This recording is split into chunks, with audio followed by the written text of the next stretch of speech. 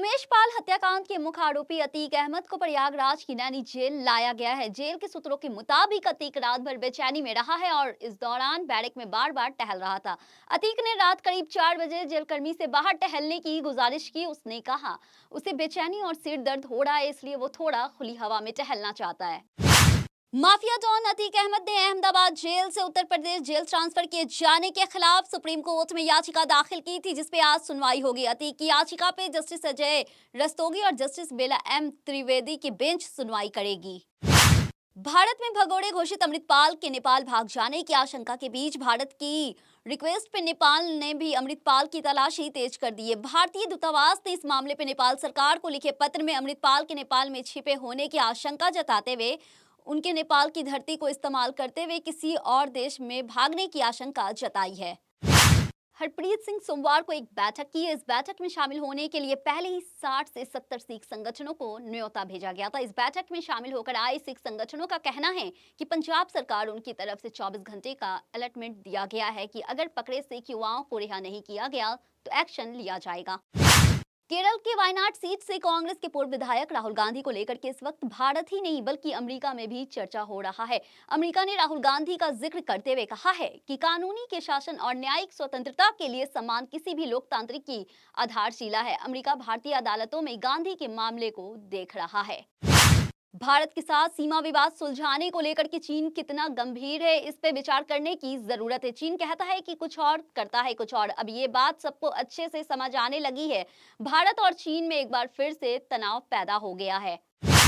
वहीं army chief general Manoj Pande ने बताया है कि चीन के एलएसी पे प्रोटोकॉल को न मानना और उसका उल्लंघन करना दोनों देशों के बीच तनाव होने का सबसे बड़ा कारण बना हुआ है। इसके अलावा उन्होंने ये भी कहा है, देश किसी भी हालत में हो हम निपटने के लिए पूरी तरह तैयार हैं। राजस्थान में इस साल के अंत में होने वाले विधानसभा चुनाव को लेकर के कांग्रेस, बीजेपी सहित सभी पार्टियां ने अपनी तैयारियां तेज कर दी। इसी क्रम में राज्य के सीएम अशोक गहलोत ने प्रदेश की जनता को बड़ा तोहफा दिया है। दरअसल बीजेपी के तमाम विरोध के बीच राजस्थान विधानसभा में राइट टू हेल्थ बिल बीते मंगलवार को पास हो गया। दिल्ली के मुख्यमंत्री अरविंद केजरीवाल ने कहा है उनकी सरकार की मुफ्त बिजली योजना को रोकने के लिए साजिश रची जा रही, लेकिन वो इससे किसी भी कीमत पे सफल नहीं होने देंगे। विधानसभा को संबोधित करने के बाद पत्रकारों से बातचीत में उन्होंने दावा किया है कि दिल्ली की जनता को 24 घंटे मुफ्त बिजली बीजेपी को असहज करती है। उन्होंने कहा साजिश रची जा रही है।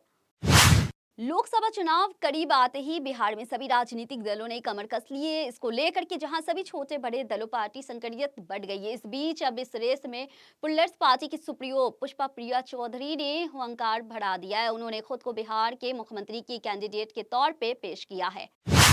समाजवाद पार्टी प्रमुख अखिलेश यादव ने राजस्थान और मध्य प्रदेश में होने वाले विधानसभा चुनाव की तैयारी में लग गई है। एमपी विधानसभा चुनाव में सपा ने सभी 230 सीट पर चुनाव लड़ने का ऐलान पहले ही कर दिया था, लेकिन इस बीच कांग्रेस और बीजेपी मध्य प्रदेश में अब अगर किसी सरकारी कर्मचारी की रिटायरमेंट से पहले उसकी मौत हो जाती है तो उसकी बेटी और बहू अनुकंपा नियुक्त पाने की हकदार होगी। मध्य प्रदेश के सामान्य प्रशासन विभाग ने इसको लेकर के एक संशोधन आदेश को नोटिफिकेशन जारी किया। भाजपा सांसद पूनम महाजन अपने पूरे परिवार के साथ पीएम मोदी से मुलाकात की है। इस दौरान उसकी 10 साल की बेटी अविका ने भी प्रधानमंत्री से भेंट किया है। पीएम से मुलाकात के बाद अविका ने अपनी मां को बताया कि हमारे प्रधानमंत्री सबसे कूल इंसान है। भारत की G20 अध्यक्षता के तहत व्यापार और निवेशन कार्य समूह की पहली 3 दिवसीय बैठक आज मुंबई में शुरू होगी। इस दौरान G20 सदस्य देशों के अंतर्राष्ट्रीय संगठन के 100 से अधिक प्रतिनिधि वैश्विक व्यापार के साथ निवेशन बढ़ाने पर विचार विमर्श करेगी।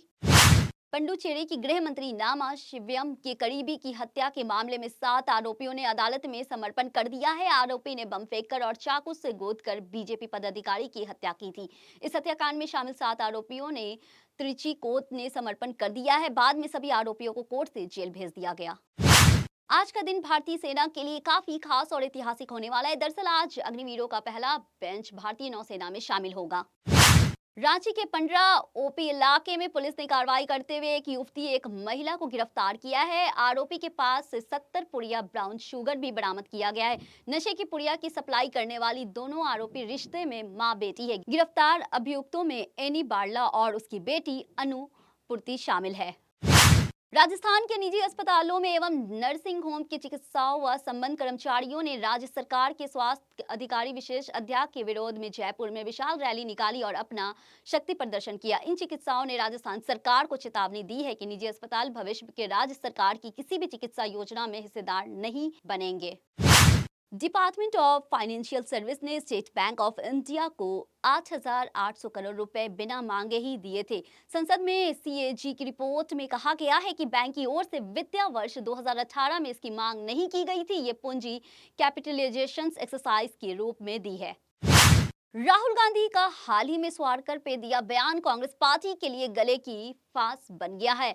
इसका नजारा तब देखने को मिला जब बीते रात मल्लिकार्जुन खड़गे की डिनर मीटिंग में 17 दलों के नेता पहुंचे, लेकिन उद्धव ठाकरे ने दूरी बनाकर रखी। ऐसे में कांग्रेस अब फूंक फूंक कर कदम रख रही है।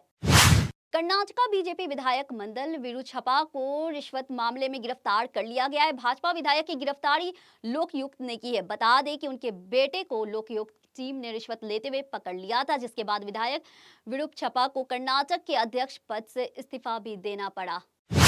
यूपी नगर निकाय चुनाव को सुप्रीम कोर्ट से हरी झंडी मिल गई। ओबीसी आरक्षण को लेकर के रास्ता साफ हो गया। सुप्रीम कोर्ट में यूपी सरकार की ओर से पेश additional solicitor general Tushar Mehta ने कहा है इस मामले में निर्वाचन आयोग 2 दिन में नोटिफिकेशन जारी कर देगा। सुप्रीम कोर्ट में सोमवार को Bilkis Bano gang rape case में 11 दोषियों को सजा छूट को चुनौती देने वाली याचिका पे सुनवाई हुई है। Justice KM. जोसेफ और बीबी नागरता की पीठ ने केंद्र और गुजरात सरकार से जवाब मांगा है। ये भी कहा गया है अगली तारीख पे दोषियों को सजा में छूट संबंधी फाइल लेकर आए हैं। दिल्ली में कोरोना वायरस के मामले एक बार फिर से बढ़ने लगे। दिल्ली सरकार के स्वास्थ्य विभाग की ओर से जारी आंकड़ों के मुताबिक दिल्ली में कोरोना 153 नए मामले आए हैं। वहीं कोरोना संक्रमण दर बढ़कर 9.1% हो गई है। देश में कोरोना से हालत एक बार फिर गई है। पिछले हफ्ते में यानी 19 से 25 मार्च के बीच 8,781 नए कोरोना मरीजों की पहचान हुई है। मार्च का महीना अब अपने अंतिम पड़ाव पर है। फरवरी में भीषण गर्मी के बाद मार्च महीने में लोगों को इससे राहत मिली है। मार्च महीने में कई जगहों पे बारिश का दौर जारी रहा, जिसके कारण मौसम खुशनुमा बना हुआ है। हालांकि बेमौसम बारिश की वजह से किसानों को भारी नुकसान का सामना करना पड़ा। आज 28 मार्च 2023 और दिन मंगलवार। आज भी पेट्रोल डीजल की कीमतों को लेकर के आम लोगों के लिए अच्छी खबर है। भारतीय ऑयल मार्केटिंग कंपनियों ने 28 मार्च 2023 के दिन मंगलवार के लिए पेट्रोल और डीजल में ताजा भाव जारी किए हैं, जिसमें कोई बढ़ोतरी नहीं हुई है।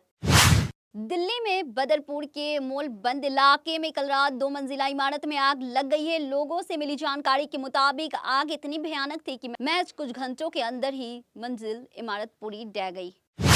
दमकल विभाग के अधिकारियों ने बताया है कि उन्हें रात 10:50 पे इमारत में आग लगने की सूचना मिली थी, जिसके बाद स्थल में जाकर आग पे काबू पाया गया। दमकल विभाग की ओर से मौके पे 18 गाड़ियां रवाना कर दी गई है। घटना में अभी तक किसी की हताहत होने की पुष्टि नहीं हुई है।